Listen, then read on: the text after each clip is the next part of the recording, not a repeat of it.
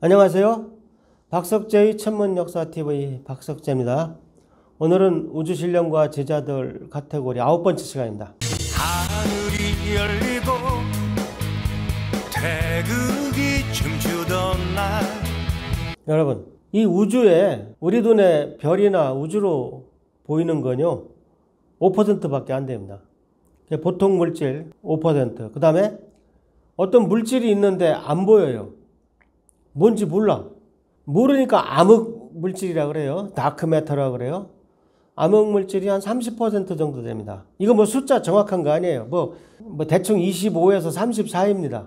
그 다음에 암흑 에너지라는 게 있어요. 암흑 에너지는 암흑 물질과 다릅니다. 암흑 에너지는 진공 에너지입니다. 공간의 에너지예요. 그래서 약 65% 됩니다. 그러니까 우주에 있어야 되는 질량의 대부분이 반 이상이 진공입니다. 천체물리에서 말한 진공은요 아무것도 없는 게 아니에요. 기본적으로 어떤 에너지가 있습니다. 에너지가 차이 충만된 공간이 천체물리에서 말한 진공 공간입니다. 예를 들면 우주 초기에 우리가 원시 블랙홀이라고 합니다. 영어로 primordial 블랙홀이라고 그래요. 원시 블랙홀들이 빅뱅 직후에 무수히 태어납니다. 얘네들이 우주에 그냥 쫙 퍼져 있을지도 몰라요. 이게 암흑물질 중에, 그러니까 암흑물질은 꼭 한 가지 종류가 아닐 수도 있어요. 옛날부터 많은 암흑물질 후보들이 있습니다. 중성미자도 있고, 근데 미니 블랙홀도 그 중에 하나입니다. 그래서 암흑물질 중에 하나일 수 있다.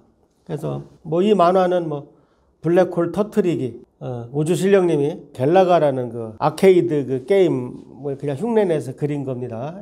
블랙홀들을 터트리는 만화를 하나 그렸습니다.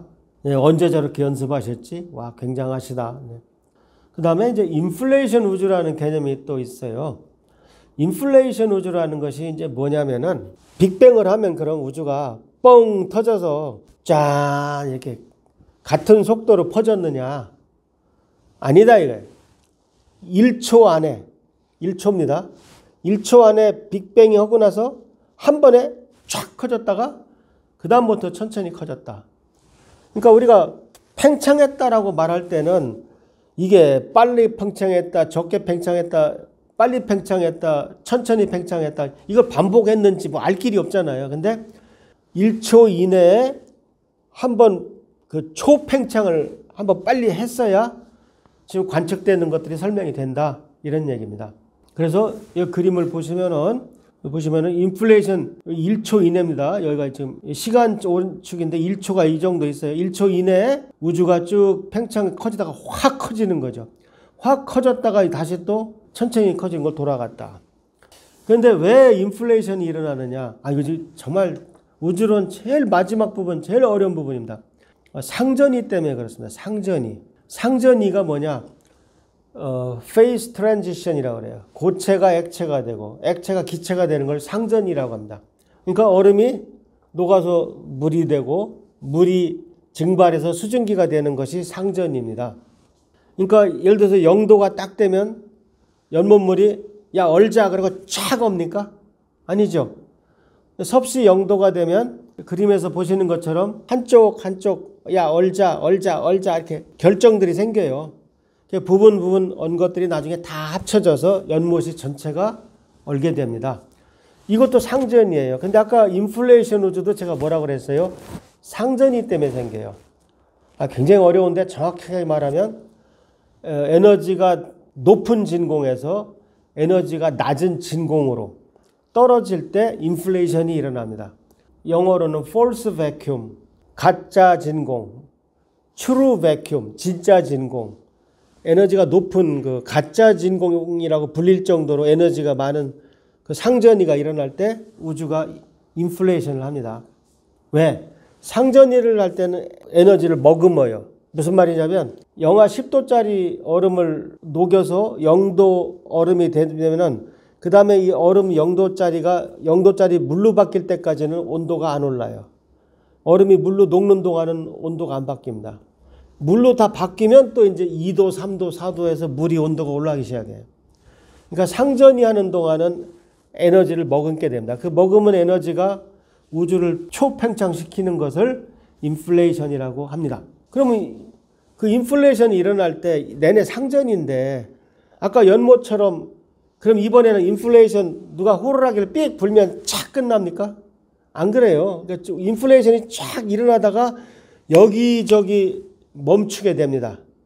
우주가 인플레이트하다가 멈추는데 어떤 데는 안 멈춰요. 그럼 거기는 쑥 삐져나오겠죠. 계속 팽창을 하니까. 그러니까 지금 보시는 것이 유명한 거품 우주를 설명하는 겁니다. 버블 유니버스를 설명하는 겁니다. 과학 잡지 보면 다 나와요, 이게. 근데 이게 뭔 얘기야? 무슨 거품 우주야? 뭐 우주가 머리를 감나? 뭐 무슨 말인지 하나도 모르겠다. 이게 바로 이거예요. 그래서 인플레이션 하는 부분이 남게 되면 이렇게 쑥 삐져나옵니다. 그럼 요렇게 삐져나오게 되면 여기가 뭐예요? 웜홀이죠. 웜홀은 100% 끊어집니다. 웜홀은 수명이 있어요.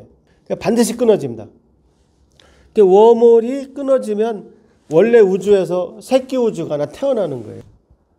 그 이 새끼 우주는 앞에 우주하고 앞에 어미 우주하고 탯줄이 끊어져 가지고 만날 길이 없습니다. 그래서 이 아기 우주는 평행 우주예요. 앞에 어미 우주하고 거의 운명이 비슷합니다.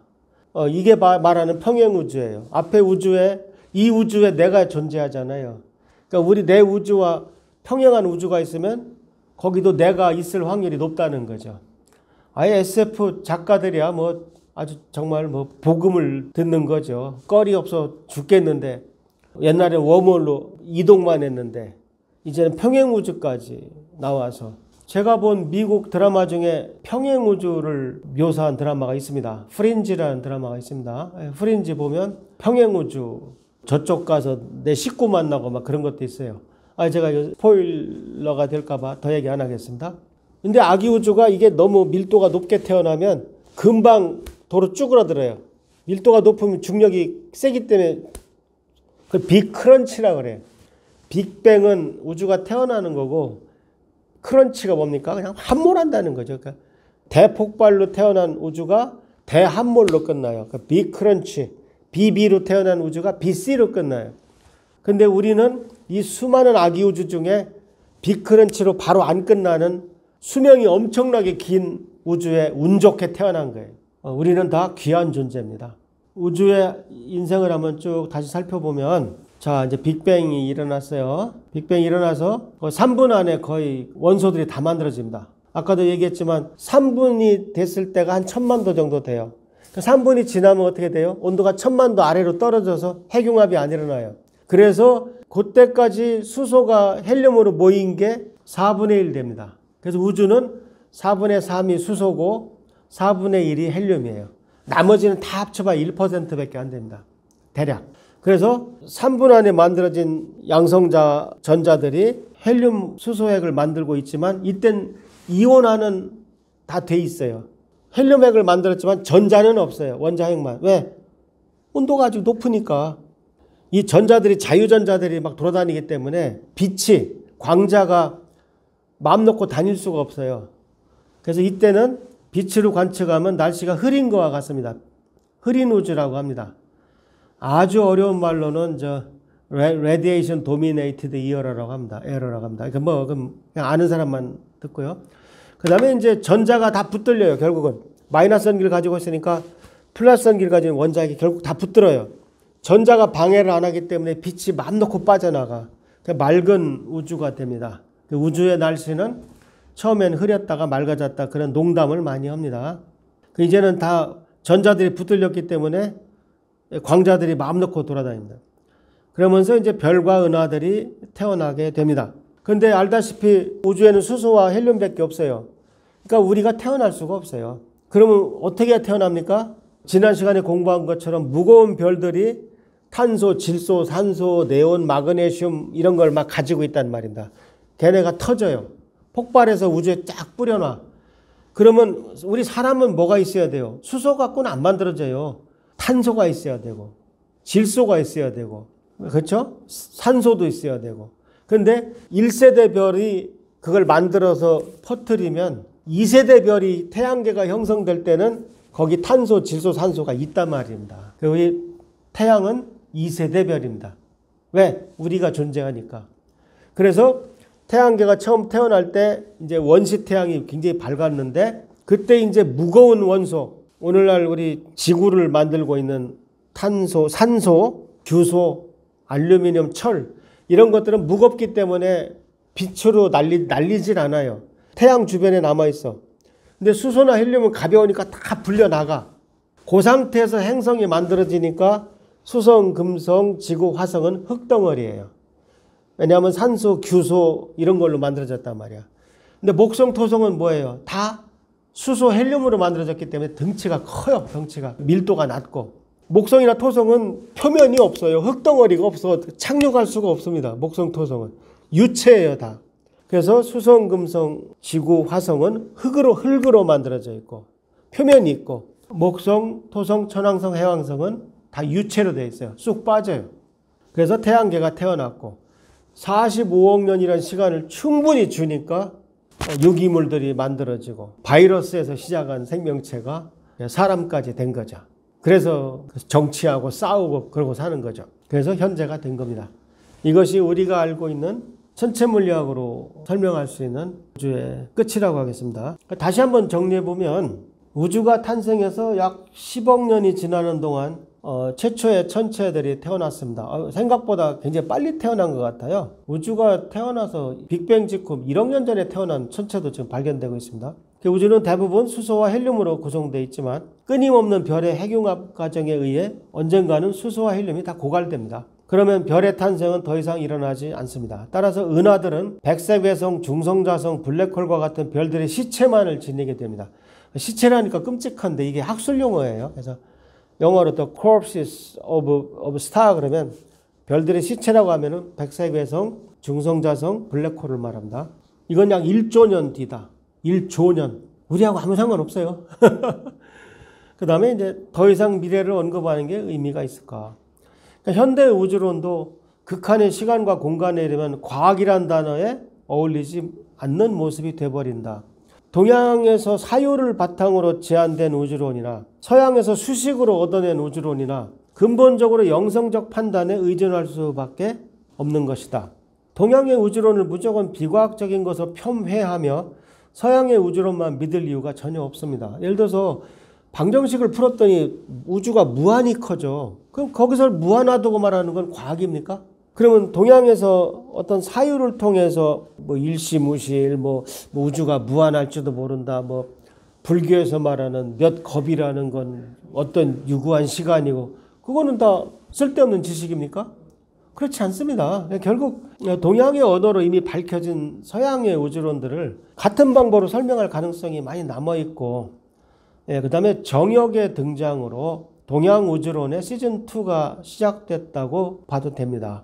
어쨌든 현재 활발하게 연구되고 있는 정역은 많은 천문학적 해석을 포함하고 있기 때문에 현대적 관점에서 좀 검증을 받아야 합니다. 무슨 얘기냐면 여러분들이 우리 동양의 그 우주론 역사를 공부하다 보면 김일부의 정역을 만나게 되는데요. 김일부라는 분이 옛날 고전 물리학, 그 천체역학 정도만 알고 계셨습니다. 그 시대에 살았으니까, 조선 말에. 그러니까 현 20세기의 상대성 이론이나 양자역학 같은 것이 전혀 반영이 안 된 게 정역입니다. 그래서 정역을 아마 현대화하는 일은 어떻게 보면 그 동서양 통합 우주론의 꿈이라고 볼 수도 있습니다. 서양 사람들은 아마 무슨 말인지 전혀 이해 못할 거예요. 그런 영역이 있습니다. 여기서 그냥 만화 하나 보여드리고 이제 끝내겠습니다. 자, 우주신령이 자 이제 10년 명상에 들어간다. 뭐 우주에서 10년이야 뭐 찰나죠. 그러니까 은하신령이 난 잠이나 자자 그러고, 지구신령은 아유 지루해서 큰일 났네. 지구신령은 아직 수양이 부족하니까 10년 명상은 좀 길은 거죠. 그냥 웃자는 얘기입니다. 오늘 저도 잘 모르는 이야기를 한번 해봤습니다. 이것이 현대 우주론의 현 주소자 모습입니다. 많은 구독 부탁드립니다.